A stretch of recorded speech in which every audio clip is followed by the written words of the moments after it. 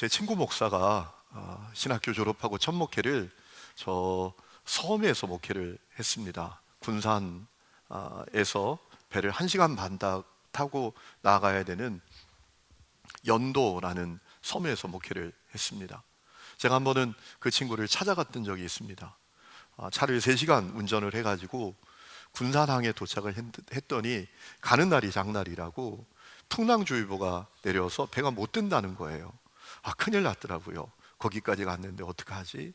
그래서 전화를 했습니다. 배가 못 뜬데 어떻게, 풍랑주의보 내려서 못 뜬대. 그랬더니 조금만 기다려 보래요. 그리고 금방 전화가 왔는데 충남 마령이라는 항구로 가라는 겁니다. 왜냐하면 그 교회 집사님 한 분이 배를 타고 지금 마령에 나가 있대요. 그 배를 타고 들어오라라는 거예요. 풍랑이 일 때 여객선, 철로 만든 배는 이 파도를 못 타기 때문에 못 뜨지만 어선은 뜬답니다. 나무로 만든 배는 이 파도를 잘 타기 때문에 항해를 할 수 있다라고 하더라고요. 그래서 제가 충남 마령에 가서 밀항을 하게 된 겁니다. 원래 어선에는 민간인이 타면 안 되는데 몰래 타고 가는 거예요. 그리고 죽을 뻔했습니다. 풍랑이 얼마나 높은지요. 팍 올라가면 하늘이 보이고요. 배가 팍 내리꽂으면 시커먼 파도가 그냥 옆에 이렇게 바라다 보이는 거예요. 와, 여기서 끝나나? 여기서 죽고 마나? 그런 두려움이 생겼었어요. 다행히도 무사하게 잘 도착할 수 있었지요. 저는 그 생각을 하면서 성경을 읽다 보면 성경에서 가장 드라마틱한 내용이 이스라엘 성들이 홍해를 건너는 장면 같아요. 아니, 그 무서운 바다, 파도를 뚫고 나아갔단 말이에요. 그리고 그 바다가 마른 땅이 됐단 말이죠. 건너게 되었습니다. 얼마나 놀라운 일이 일어난 거예요. 여러분, 이스라엘 성들이 애굽에서 430년 살아가지 않습니까? 그런데 바로가 하나님께서 내리시는 재앙으로 말미암아 항복하고 말지요. 그리고 이스라엘 성들을 보냅니다. 430년 만에 출애굽이 이루어진 거예요. 그런데 문제가 생깁니다. 바로가 포기를 하지 않습니다. 이스라엘 성들을 추격해 옵니다. 큰일 났습니다. 뒤에는 애굽 군대가 추격해 오고요. 그리고 앞에는 홍해가 가로막혔어요. 큰 문제가 생긴 겁니다. 진퇴양난입니다. 도간에 든 쥐 같은 신세가 된 거예요. 그러자 이스라엘 성들이 어떻게 반응합니까? 왜 우리를 광야에 끌고 와서 죽이느냐? 우리가 애굽에서 그들을 섬기며 사는 것이 훨씬 나을 뻔했다 라고 반응합니다. 인간의 군상을 그대로 보여주지요. 잘 되면 내 탓, 안 되면 너 탓. 그런 모습으로 반응을 하지요. 그런데 여러분, 모세는 하나님 신뢰하고 하나님 의지했습니다. 그때 이스라엘 성들에게 선언했던 것이 뭡니까? 이렇게 말했잖아요. 너희는 두려워하지 말고 가만히 서서 여호와께서 오늘 너희를 위하여서 행하시는 구원을 보라. 너희가 오늘 본 애굽 사람을 영원히 다시 보지 아니하리라 라고 했습니다. 여러분, 그러자 하나님께서 모세에게 말씀하십니다. 백성들을 계속 앞으로 나가게 하라. 그리고 너의 손을 바다를 향하여 내밀라. 그러면 그 바다가 갈라지리라. 마른 땅처럼 건너가게 되리라 라고 말씀하십니다. 여러분, 오늘 우리가 읽은 말씀은 그 하나님의 말씀에 순종한 모습의 말씀이에요. 자, 21절 말씀을 보니까 모세가 바다를 향해 지팡이를 든 손을 내밉니다. 그러자 초자연적인 역사가 일어나지 않습니까? 하나님께서 동풍을 일으켜서 불게 하시니까요, 이 바다가 밀리는 겁니다. 바다가 밀려 갈라지고요, 그 바다가 마른 땅이 됩니다. 그리고 이스라엘 성들이 그 바다를 마른 땅처럼 건너가게 되는 겁니다. 여러분, 얼마나 놀라운 역사입니까? 그때 애국 군대가 따라서 들어옵니다. 그런데 하나님께서 그들이 못 나가게 하십니다. 앞으로 나가지 못하게 하십니다. 그리고 이스라엘 성들이 다 건너니까 물이 다시 덮여서 그들이 다 그 물속에 몰살당하고 말지 않았습니까? 놀라운 장면이에요. 그런데 여러분, 어떤 자유주의 신학자들은 이런 얘기를 하더라고요. 이스라엘 성들이 바다를 건넌 게 아니다, 홍해를 건넌 게 아니라 갈대 바다를 건넌 거다, 이렇게 주장하기도 해요. 무릎까지밖에 오지 않는 이 갈대 바다를 건넜다고. 여러분, 저는 답답합니다. 어떤 게 답답한가 하면, 아니, 그 당시에 최강대국이었던, 최정병이었던 애국 군대가 무릎밖에 오지 않는 물에 다 빠져 죽었단 말입니까? 앞뒤가 안 맞는 얘기잖아요. 그러니까 안 믿으려고 하면 다 안 믿는 겁니다. 저는 여러분들이 믿음을 갖는 분들이 되시기를 주의 이름으로 축원합니다. 여러분, 이스라엘 성들이 홍해를 마른 땅처럼 건너가게 됩니다. 그것은 틀림없는 사실이었습니다. 하나님의 위대한 역사였습니다. 오늘 우리가 이 말씀을 보게 되었는데요, 이 말씀을 통해서 우리는 하나님이 누구신가에 대해서 분명한 한 가지 답을 얻게 됩니다. 하나님 누구시냐? 그분은 어떤 분이시냐에 대한 분명한 답을 얻게 됩니다. 하나님 누구십니까? 하나님의 자녀들의 앞길을 여시는 분이시다라는 겁니다. 그 사실을 오늘 말씀을 통해서 우리가 확실하게 확인할 수 있습니다. 여러분, 사람은 모두 인생이란 길 위에 서 있습니다. 신광렬이라는 시인이 있습니다. 그가 그의 시에서 이렇게 노래하더라고요. 길은 지구 위에 있고 인생은 길 위에 있다. 맞죠? 여러분, 세상에 길이 많습니다. 그런데 세상에 길만 있는 게 아닙니다. 모든 인생에게 길이 있습니다. 우리가 각자 그 길을 지금 가는 중입니다. 그런데 문제가 있습니다. 이 길이 늘 형통하지는 않습니다. 늘 평탄하고 순탄하지만은 않습니다. 때로는 길이 꼬입니다. 길이라고 생각했는데 함정입니다. 아니, 형통한 길이라고 생각해서 가는데 막힙니다. 그리고 길이라고 생각했는데 가만히 보니까 길이 아니라 함정입니다. 우리가 그런 일을 경험할 때가 얼마나 많습니까? 심지어 우리가 가진 인생의 지도라는 것이 너무나 정확하지 않습니다. 우리가 가진 인생의 지도라는 게 뭡니까? 내가 배운 공부, 지식, 경험, 내가 가진 인생의 노하우, 이런 것 아니겠습니까? 내 옆에 있는 누구 조언자, 전문가들, 그들이 내가 가진 인생의 지도라고 생각합니다. 그런데 여러분, 이 인생의 지도가 너무나 안 맞을 때가 많잖아요. 제가 어느 집사님하고 얘기를 하다가 그 집사님이 한탄을 합니다. 자기가 지금 불행한 결혼 생활을 한대요. 왜 그런가 했더니 사람들이 틀림없이 믿는 사람, 틀림없이 신뢰하는 어떤 분이 있는데 그분이 어떤 분을 소개해서 자기가 결혼을 하게 됐는데 엉터리 결혼이라는 거예요. 소개하고 너무나 다르다라는 거예요. 여러분, 그것이 우리 인생의 실존입니다. 인생의 길이 늘 순탄하지만은 않습니다. 막힙니다. 꼬입니다. 길인데 함정입니다. 더욱이 우리가 가지고 있는 인생의 지도라는 것이 너무나 정확하지 않아요. 그래서 우리가 낙심하고 절망하고 때로는 허둥대고 살아가지 않습니까? 그런데 여러분, 그럼에도 불구하고 너무나 다행스럽고 감사한 사실이 있습니다. 왜냐하면 우리에게는 하나님이 계시기 때문입니다. 우리에게는 하나님이 계십니다. 그 하나님은 누굽니까? 오늘 말씀을 통해서 답을 얻습니다. 우리 인생의 길을 여시는 분이십니다. 왜 그러십니까? 그분이 우리 인생의 길의 주권을 갖고 계시기 때문입니다. 성경이 이렇게 말하고 있지 않습니까? 잠언 16장 9절, 사람이 마음으로 자기의 길을 계획할지라도 그의 걸음을 인도하시는 이는 여호와시다라고 했습니다. 예레미야 10장 23절 말씀을 보면 여호와여, 내가 알거니와 사람의 길이 자신에게 있지 아니하니 걸음을 지도함이 걷는 자에게 있지 아니하니이다 라고 했습니다. 우리 인생의 깃길의 주권을 내가 가진 것이 아니라 주님이 갖고 계시다라는 거예요. 여러분, 사실 하나님께서 우리 인생의 길의 걸음을 주님이 다 정해 놓으셨습니다. 시편 37장 23절에 여호와께서 사람의 걸음을 정하시고 라고 했습니다. 하나님께서 우리 인생의 걸음을 다 정해 놓으셨습니다. 여러분, 제가 아는 목사님이 계신데요, 자녀가 둘이 있습니다. 남매입니다.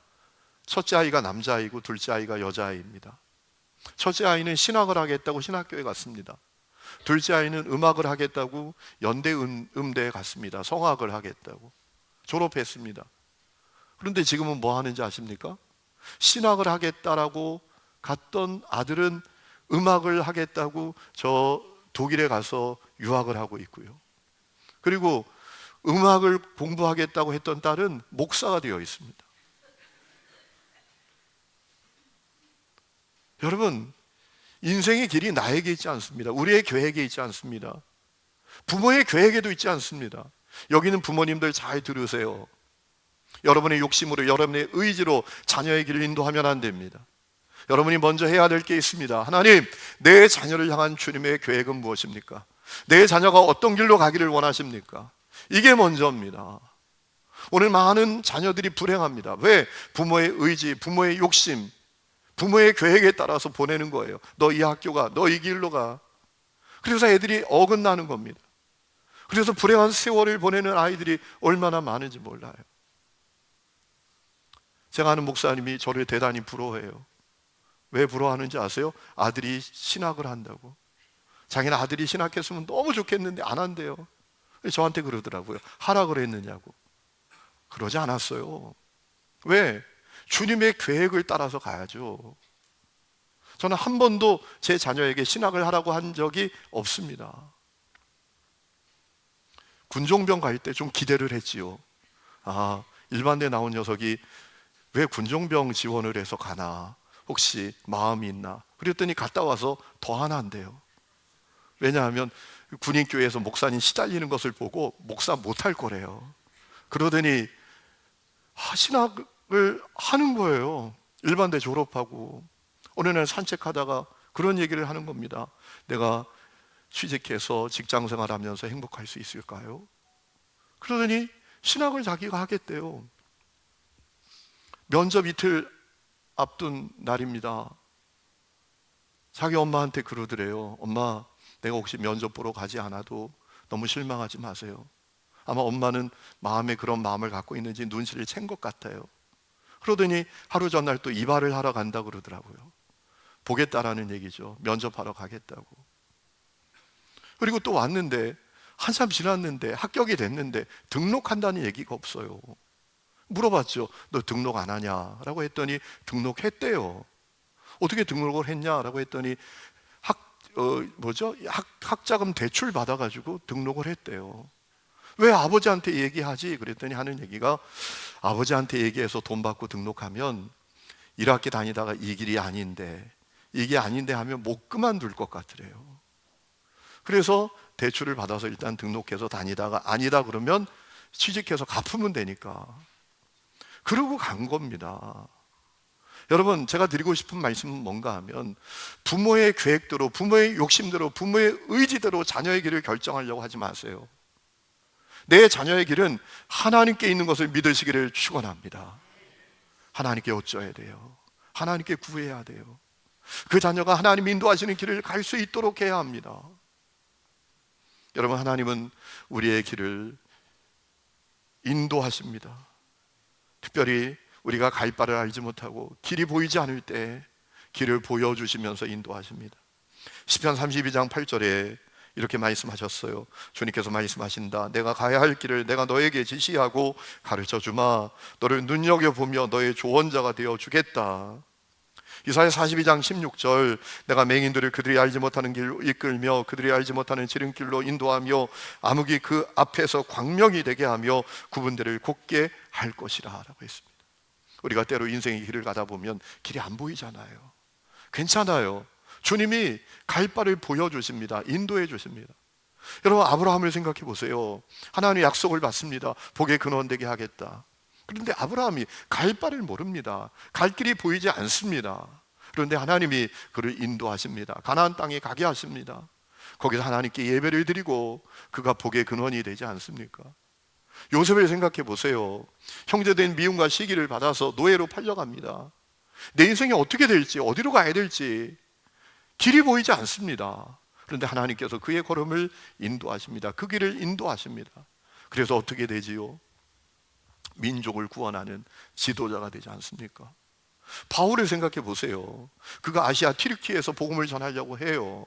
근데 계속 막힙니다. 길이 보이지 않아요. 내가 이제 어떻게 해야 되지?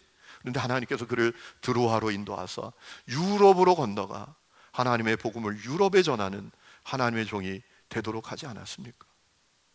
여러분, 주님은 우리가 길이 보이지 않을 때 우리에게 길을 보여주시고 그 길을 인도하시는 분이시다라는 거예요.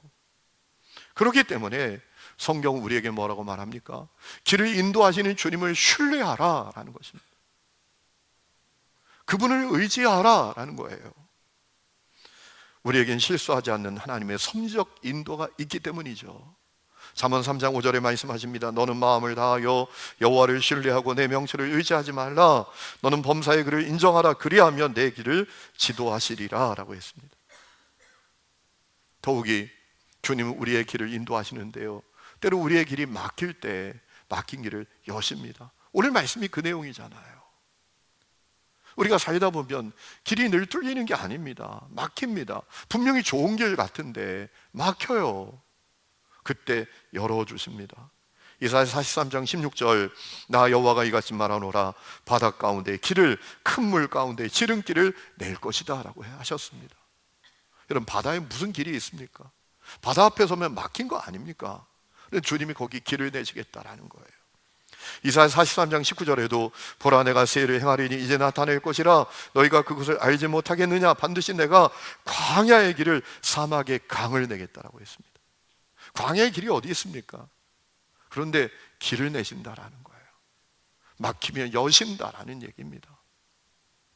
제가 얼마 전에 감리교신학대학 총장을 지내시는 유경동 총장님을 만났는데 그분의 얘기를 듣게 됐습니다.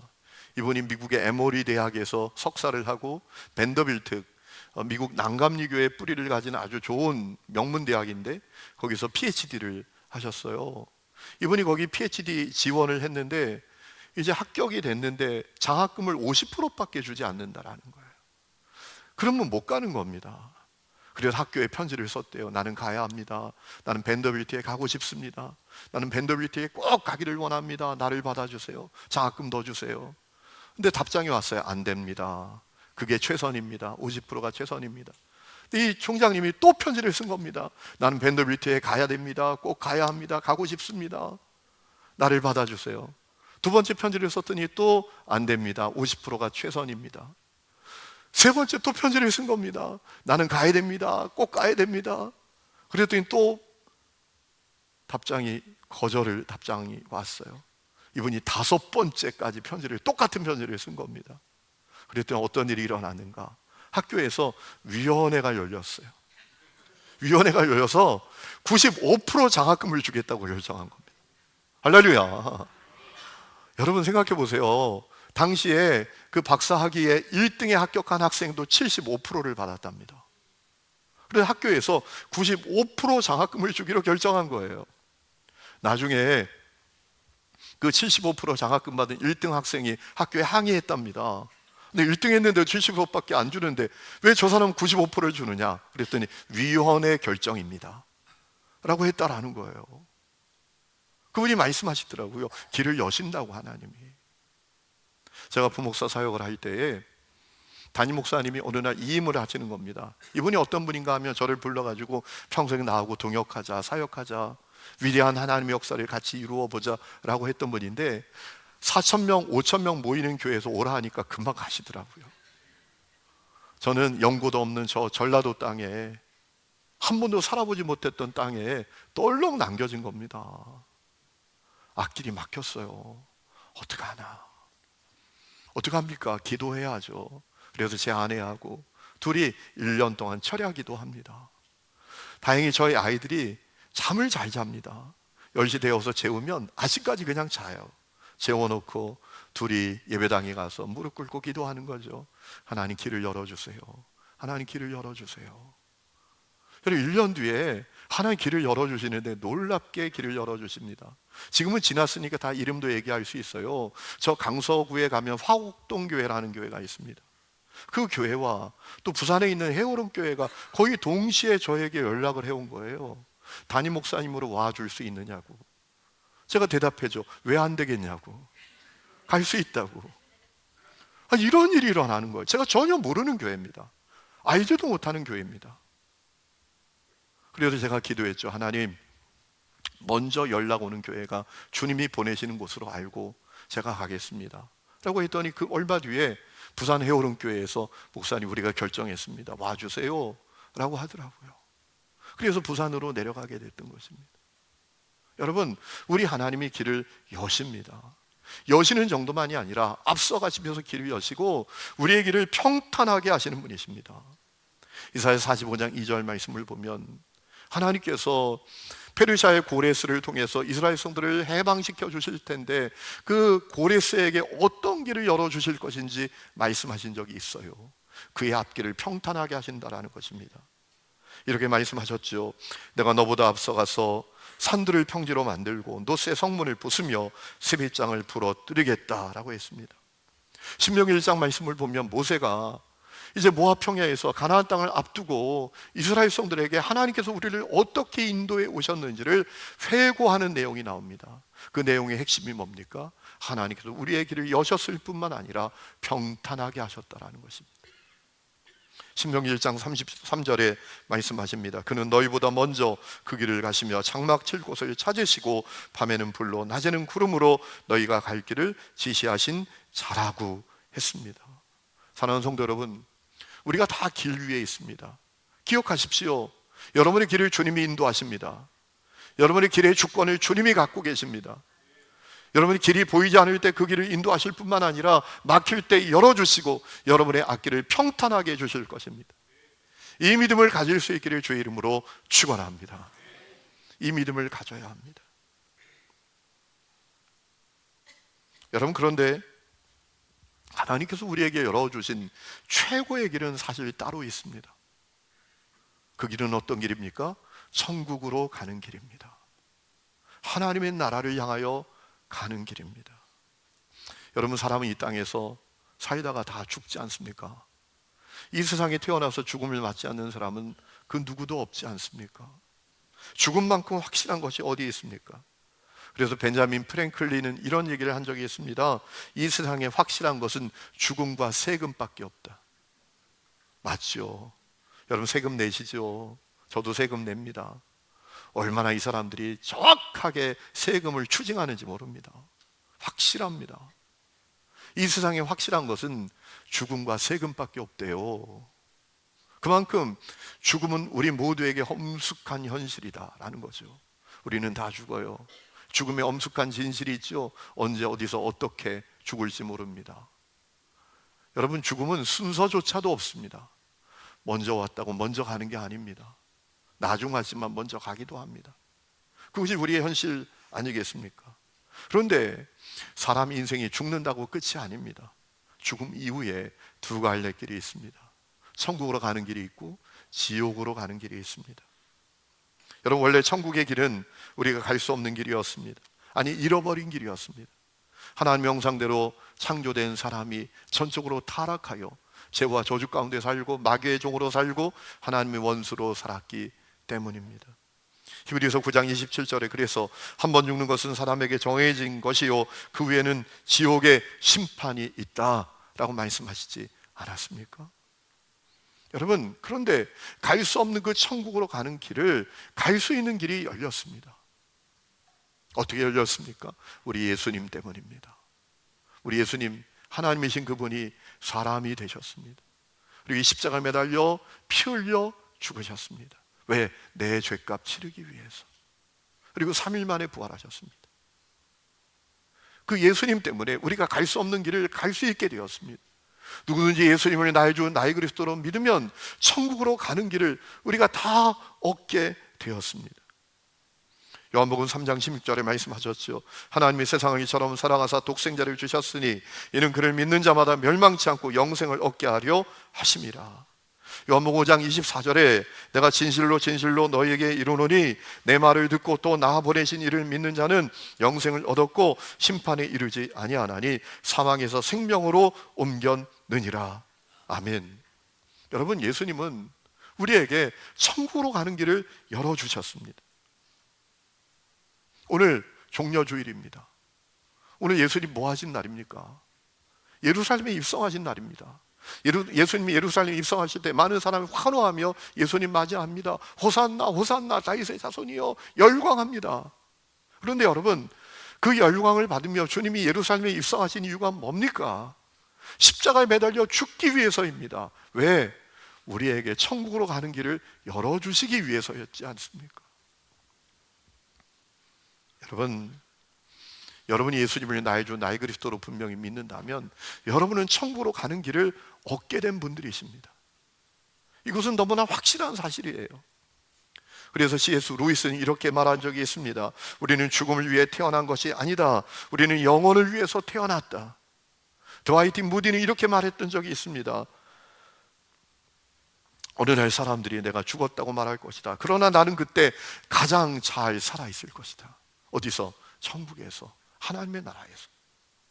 예수님을 나의 주 나의 그리스도로 믿는 사람에게 주어지는 천국이 얼마나 확실하고 명확한지를 증언한 고백 아니겠습니까? 여러분, 예수님께서 우리에게 천국으로 가는 길을 열어주신 것이 얼마나 확실한지 오늘 두 번째 읽은 말씀을 통해서 우리가 확인할 수 있죠.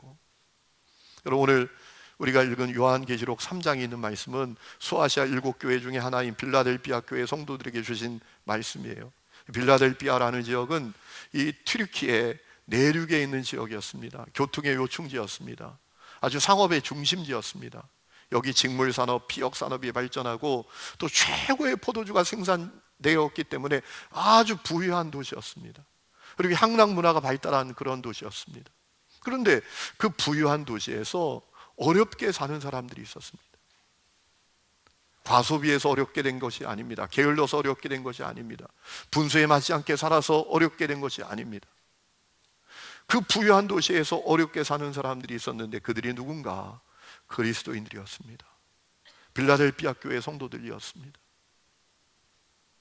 오늘 우리가 읽은 8절 말씀에 네가 작은 능력을 가졌다라고 할 때 그 내용이 그 말이에요. 그들이 어렵다라는 거예요. 가난하다라는 겁니다. 그러면 왜 그들은 부유한 도시에서 가난하게 삽니까? 아니, 모든 것이 넘치는 도시에서 어렵게 삽니까? 이유가 있습니다. 예수 믿는 믿음을 끝까지 포기하지 않았기 때문입니다. 순결한 믿음을 지키고자 했기 때문입니다. 여러분, 당시 예수를 믿는다라는 것은 자기 부인하고 자기 십자가 지는 거예요. 핍박받고 박해를 받고 손해와 손실을 당하고 또 높은 지위와 또 어떤 기득권을 포기하는 것을 의미했습니다. 그런데 이 빌라델비아 교회 성도들은 기꺼이 그 길을 갑니다. 예수 믿는 것 때문에 핍박받아도 손해봐도 손실을 입어도 지위를 잃어버리게 되어도 믿음을 저버리지 않습니다. 그래서 가난하고 어렵게 됐던 것이지요. 여러분, 주님께서 그들에게 놀라운 약속을 하셨습니다. 오늘 말씀해 보니까 그들 앞에 열린 문을 두었다라고 하셨습니다. 여기서 열린 문은 무엇입니까? 우리에게 찾아오는 인생의 기회의 문을 의미하는 것이 아닙니다. 돈 벌고 성공하고 승진하고 출세하고 높은 지위를 갖게 되는 그런 기회가 열린다라는 게 아닙니다. 그들에게 천국의 문을 열어주신다라는 것입니다. 오늘 말씀을 보니까 주님께서 빌라델비아 교회 성도들에게 열린 문을 두시는 이가 누군지에 대해서 말씀하시지 않습니까? 이렇게 말씀하시죠. 다윗의 열쇠를 가지시니 열면 닫을 사람이 없고 닫으면 열 사람이 없는 이라고 하셨습니다. 예수님 당신을 말씀하신 것입니다.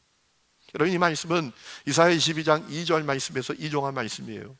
이사야 22장에 나오는 말씀은 어떤 말씀입니까? 이사야가 오실 메시아가 누군지에 대해서 증언하는 내용입니다. 여러분, 이사야 22장 2절에 이런 말씀이 있습니다. 내가 또 다윗의 집의 열쇠를 그의 어깨에 두리니 그가 열면 닫을 자가 없겠고 닫으면 열 자가 없으리라 라고 했습니다.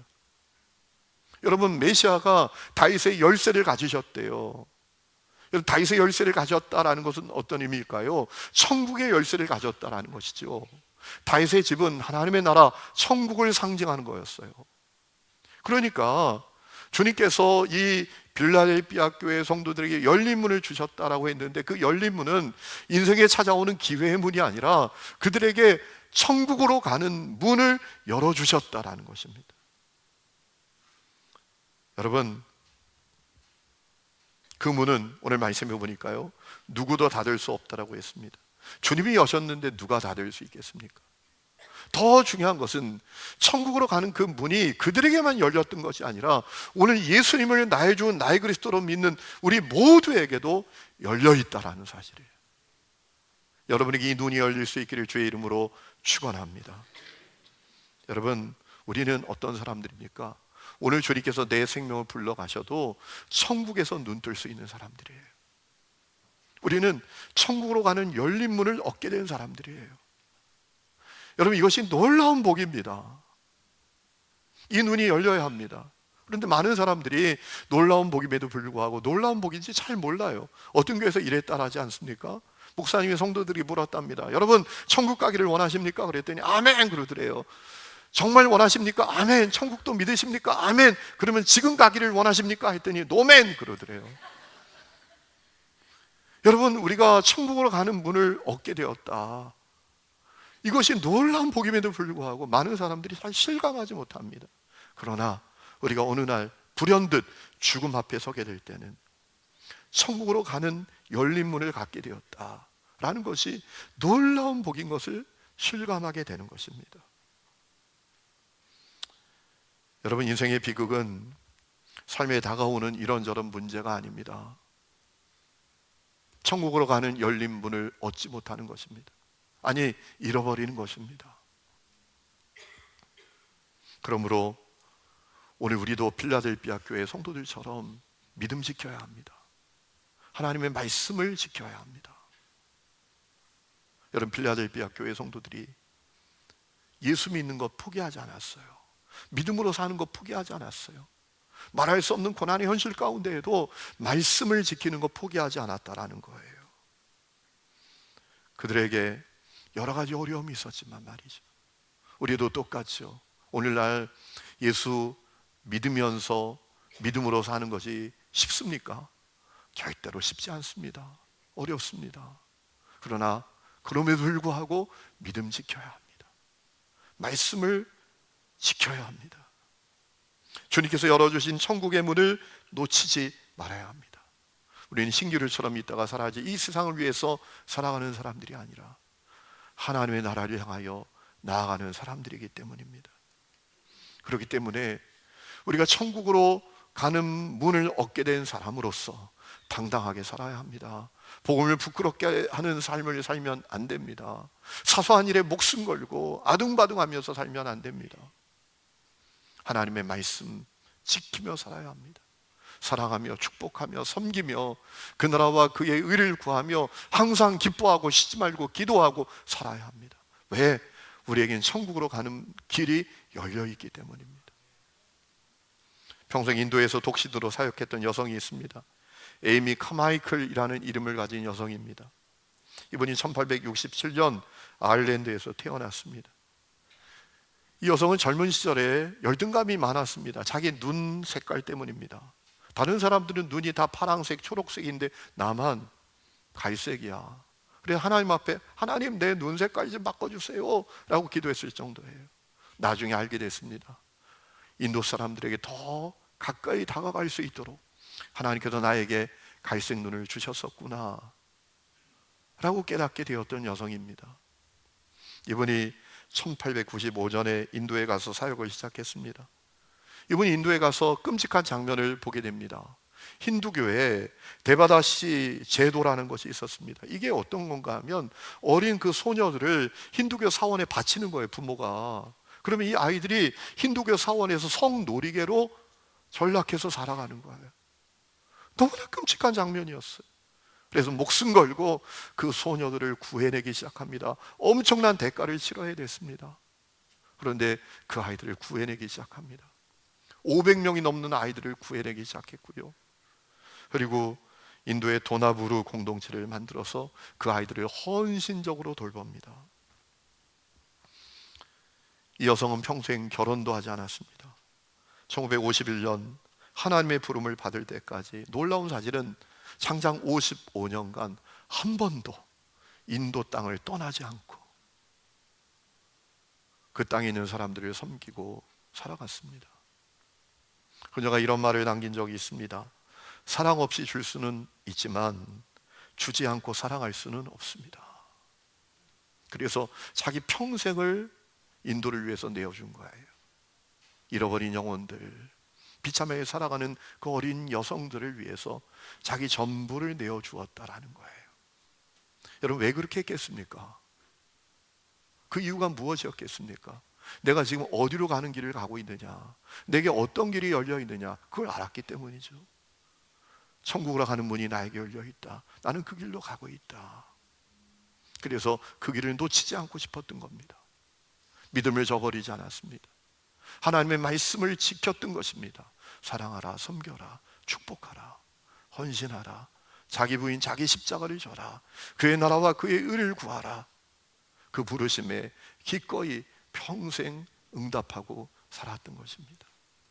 여러분, 우리가 그 발 뒤꿈치의 삶도 따를 수 없지만 우리도 삶의 자리에서 순결한 믿음 지켜야 합니다. 예수 믿는 우리는 가는 길이 다릅니다. 천국으로 가는 길에 우리가 서 있는 사람들입니다. 때로는 길이 막힐 때가 있지요. 길이 꼬일 때가 있지요. 그래 여러분, 그러나 낙심하지 마십시오. 주님 우리를 버리시지 않고요, 우리의 길을 인도하십니다. 최고의 길로 우리를 인도하실 것입니다. 이 믿음을 가지고요, 믿음 지키고 말씀 지키고 살아야 합니다. 우리도 삶의 자리에서 사랑하고 섬기고 축복하고 주님의 나라와 주님의 의를 위해서 사는 그 길을 걸어가야 합니다. 그것이 성도를 향한 주님의 부르심이에요. 여러분에게 그와 같은 은혜가 있기를 주의 이름으로 축원합니다.